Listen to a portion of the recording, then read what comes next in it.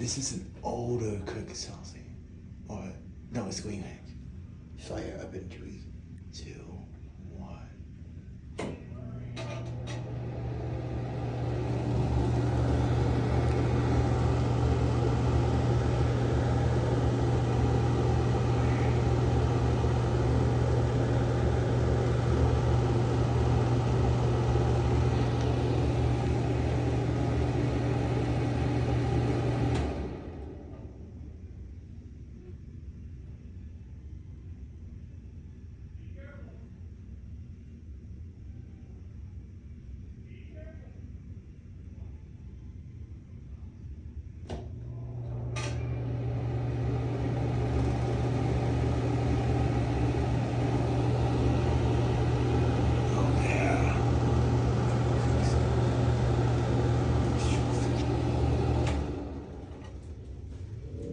Here's a quick, oh, it looks like the shots appears to be the same.